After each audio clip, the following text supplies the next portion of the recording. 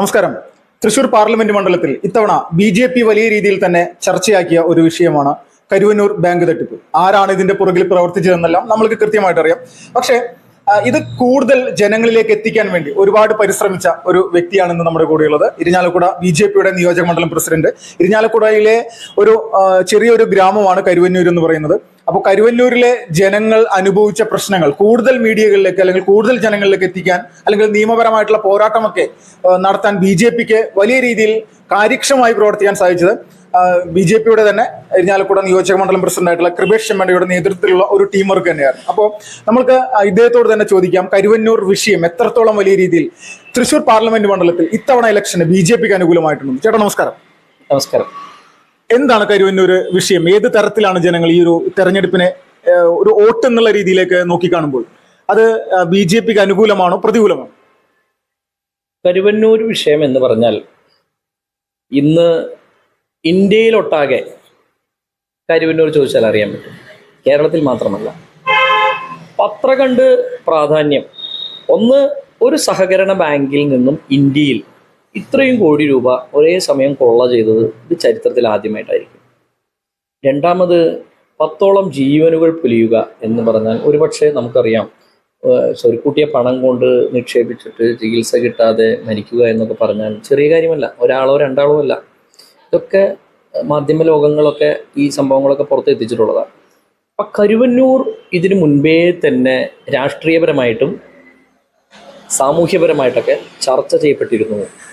ഈ തെരഞ്ഞെടുപ്പിനോടടുത്തപ്പോൾ ഭാരതീയ ജനതാ പാർട്ടി ഉയർത്തിയ ഈ സമരങ്ങൾ ഏകദേശം ഒരു 168ഓളം സമരങ്ങൾ ഭാരതീയ ജനതാ പാർട്ടിയുടെ നേതൃത്വത്തിൽ ചെറുതും വലുതുമായിട്ട് ചെയ്തു. 50ലധികം കേസുകൾ ഇപ്പോഴും പിണറായിയുടെ പോലീസ് എടുത്തിട്ടുണ്ട്. അത് നിലനിൽക്കുന്നു.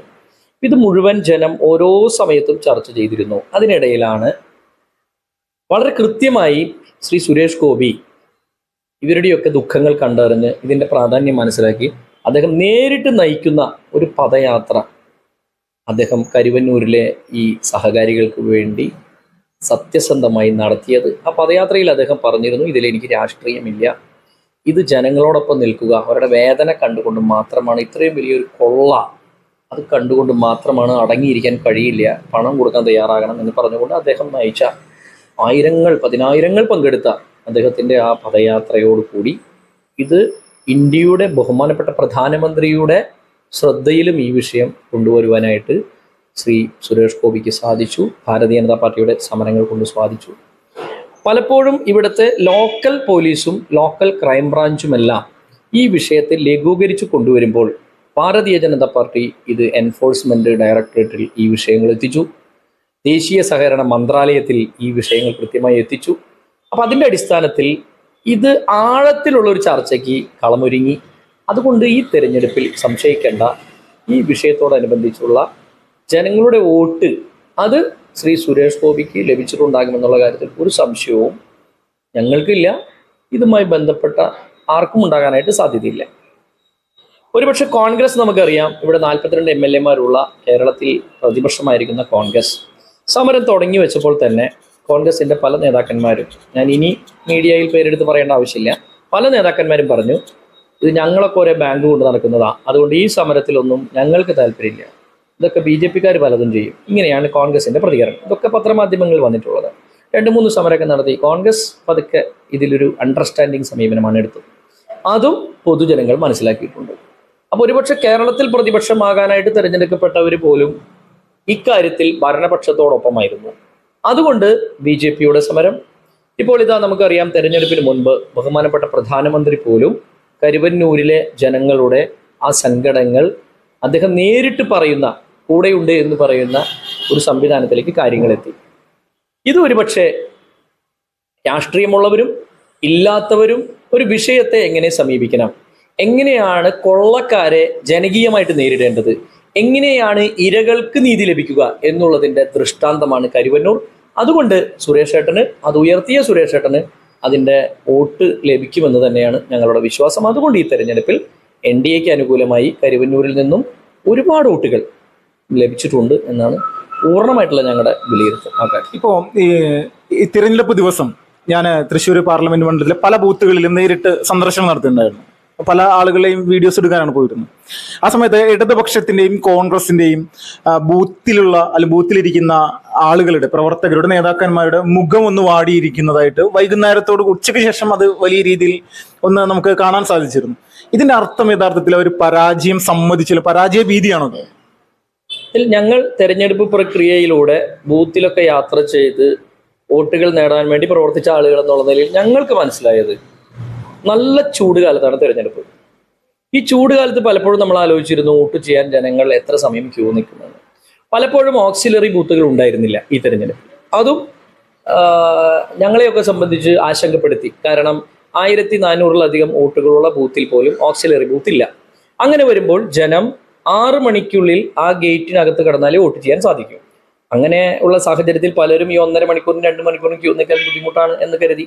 പക്ഷെ പല വോട്ടിംഗ് കേന്ദ്രങ്ങളിലും കണ്ടത്, പോളിംഗ് ബൂത്തുകളിലും കണ്ടത്, സ്ത്രീ ജനങ്ങൾ മണിക്കൂറുകളോളം ഈ ചൂടിലും ഇരിക്കാൻ ഇരിപ്പിടമില്ലാതെ ഒരുപാട് സമയം ക്യൂ നിൽക്കേണ്ടി വരുമെന്നുള്ള സാഹചര്യം ഉണ്ടായിട്ട് കൂടി പ്രത്യേകിച്ച് സ്ത്രീ ജനങ്ങൾ, അമ്മമാർ, സഹോദരിമാർ തുടങ്ങിയിട്ടുള്ളവർ വ്യാപകമായിട്ട് ആ കഴിയും വരെ ക്യൂ നിന്ന് വോട്ട് ചെയ്യുന്ന ഒരു സംവിധാനമാണ് കണ്ടത്. പലപ്പോഴും പ്രിസൈഡിംഗ് ഓഫീസർമാരുമായിട്ടും RDOയുമായിട്ടൊക്കെ ഞങ്ങൾ ഇടപെട്ടു. ഇവിടെ ഇരിക്കാനുള്ള ഇരിപ്പിടം ഏർപ്പെടുത്തണം, ഈ വോട്ട് ഇനി 11 മണിയാവും രാത്രി എന്നൊക്കെ പറഞ്ഞെങ്കിലും ഇവരെ പോകാതെ തടഞ്ഞു നിർത്താൻ, പോകാതെ ജനാധിപത്യത്തിലെ വോട്ട് അവകാശം അവരെ നിശ്ചയമായും ജയിക്കാൻ വേണ്ടി ഒരുപാട് പേരുടെ സഹായം ഉണ്ടായിരുന്നു. അതുകൊണ്ട് സ്ത്രീജനങ്ങളുടെ വോട്ട്, ഈ തള്ളിക്കയറ്റം, അതുപോലെ ന്യൂ വോട്ടേഴ്സിന്റെ അവർ വോട്ട് ചെയ്തേ മടങ്ങും എന്ന് പറയുന്ന ഒരു വാശിയോടെ കൂടിയുള്ള, ചൂടിനെ വകവയ്ക്കാതെയുള്ള ആ നിൽപ്പ്, ഇത് തീർച്ചയായിട്ടും സംശയിക്കേണ്ട. ഞങ്ങൾ വിലയിരുത്തുന്നത് ഇതൊരു മാറ്റത്തിന് വേണ്ടിയിട്ടുള്ള, ഈ സുരേഷ് ഗോപിയെ പോലുള്ള ഒരാൾ വരണം എന്ന് കാലങ്ങളായിട്ടുള്ള ഒരു ആഗ്രഹത്തിന്റെ പുറത്തുള്ള ഒരു പ്രവർത്തനമാണ്. അതുകൊണ്ടായിരിക്കാം ഒരുപക്ഷെ താങ്കൾ നേരത്തെ പറഞ്ഞതുപോലെ ഉള്ള മറ്റു മുന്നണികളുടെ ഈ മുഖം വാടലും അല്ലെങ്കിൽ കണക്കുകൾ പിഴയ്ക്കലും ഒക്കെ സംഭവിച്ചിട്ടുണ്ടായിരിക്കാനായിട്ടുള്ള സാധ്യത. ഇപ്പോൾ ഈ സ്ത്രീ വോട്ടർമാർ കരുവന്നൂർ വിഷയത്തെ BJPക്ക് അനുകൂലമാക്കി എന്ന് നമ്മൾക്ക് പറയാൻ സാധിക്കും. കാരണം അവരാണ് ഇതിൽ ഏറ്റവും കൂടുതൽ ബുദ്ധിമുട്ട് അനുഭവിച്ചത്. അതിൽ പ്രത്യേകിച്ച് ഒരു തർക്കമൊന്നുമില്ല. ഈ സ്ത്രീകളുടെ വോട്ട് സുരേഷ് ഗോപിക്ക് ലഭിക്കാൻ ഒരു കരുവന്നൂർ വിഷയം വലിയ തരത്തിൽ കാരണമായി എന്നുള്ളത് ഒരു യാഥാർത്ഥ്യമാണ്. തീർച്ചയായിട്ടും നമുക്കറിയാം, പല വീടുകളിലും മരണം സംഭവിച്ചപ്പോഴും അതുപോലെ തന്നെ ക്യൂ നിന്ന് ജനങ്ങൾ നിരവധി ദിവസം തുച്ഛമായ പൈസയ്ക്ക് വേണ്ടി വളരെ ബുദ്ധിമുട്ടിക്കുമ്പോൾ അവിടെയൊക്കെ ഈ കൂലിപ്പണിക്ക് പോകുന്ന സാധാരണക്കാരായിട്ടുള്ള അമ്മമാരും സഹോദരിമാരും ഒക്കെ, തുന്നൽ ജോലി ചെയ്യുന്നവർ, കടകളിൽ നിൽക്കുന്നവർ തുടങ്ങിയിട്ടുള്ള അമ്മമാരൊക്കെ തന്നെ കരുവന്നൂരിലിരകളാണ്. അവരെ സംബന്ധിച്ച് അമിത രാഷ്ട്രീയമില്ല. അവർക്ക് മനസ്സിലായിട്ടുണ്ട് ഇതൊരു വലിയ കൊള്ളയാണ്, ഇതിന് നേതൃത്വം കൊടുക്കാൻ വന്നത് ആരാണ്, ഇതിന് വെളിച്ചം കിട്ടിത്തുടങ്ങിയത് എങ്ങനെയാണ് എന്ന് അവർ വിലയിരുത്തിയിട്ടുണ്ട്. പ്രത്യേകിച്ച് സുരേഷ് ഗോപി നേരത്തെ ചെയ്തുള്ള സേവനങ്ങളും അവർ വിലയിരുത്തിയിട്ടുണ്ട്. അതുകൊണ്ട് കരുവന്നൂരിൽ പ്രത്യേകിച്ച് സ്ത്രീജനങ്ങളുടെ വോട്ട് സംശയിക്കേണ്ട, അത് സുരേഷ് ഗോപിക്ക് തന്നെയായിരിക്കും. അത് നമ്മൾ വീണ്ടും ഗ്രാസ് റൂട്ടിൽ പോയിട്ട് മാധ്യമ സുഹൃത്തുക്കൾ നേരിട്ട് അവരോട് ചോദ്യങ്ങൾ ചോദിച്ചാലും എനിക്ക് തോന്നുന്നു, എനിക്ക് എൻ്റെ അനുഭവങ്ങളുടെ വെളിച്ചത്തിൽ ഞാൻ പറയുന്നു, അവരുടെ ഉത്തരവും ഇതായിരിക്കാനാണ് സാധ്യത. വളരെ നന്ദി ചേട്ടാ, ഈ ഒരു സമയത്ത് നമ്മുടെ പ്രതികരിച്ചു. കരുവന്നൂരിലെ വിഷയം BJPയെ സംബന്ധിച്ച് വലിയ തരത്തിൽ പോസിറ്റീവായി എന്നുള്ള രീതിയിലുള്ള കാര്യങ്ങളാണ് ഇരിഞ്ഞാലക്കുടയുടെ BJPയുടെ നിയോജകമണ്ഡലം പ്രസിഡന്റായിട്ടുള്ള കൃപേഷ് പറയുന്നത്. അത് യാഥാർത്ഥ്യമാണ് എന്നുള്ളത് നമ്മുടെ നാട്ടിലുള്ള ജനങ്ങൾക്ക് കൃത്യമായിട്ട് അറിയാം. ഇതിന്റെ പുറകിൽ പ്രവർത്തിച്ച് ജനങ്ങളെ കൊള്ളയടിച്ച ആളുകൾ, പല ആളുകളും ഇന്നും ഭയപ്പാടോട് കൂടി ഇങ്ങനെ മുന്നോട്ട് പോയിക്കൊണ്ടിരിക്കുകയാണ്. സുരേഷ് ഗോപി തൃശ്ശൂരിൽ വിജയിച്ചു കഴിഞ്ഞാൽ ഉണ്ടാവുന്ന കാര്യം എന്തായിരിക്കും എന്നുള്ളത് അത് നമ്മൾക്ക് പ്രത്യേകിച്ച് എടുത്ത് പറയേണ്ട ആവശ്യമൊന്നുമില്ല. മുഴുവൻ കള്ളന്മാരും ഈ ഒരു വിഷയത്തിൽ അകത്ത് പോകുമെന്നുള്ളതിൽ തർക്കമില്ല. തൃശ്ശൂരിൽ ഇരിഞ്ഞാലക്കുടയിൽ നിന്നും വിപിൻ ലാൽ, ഫാസ്റ്റ് റിപ്പോർട്ട്സ്.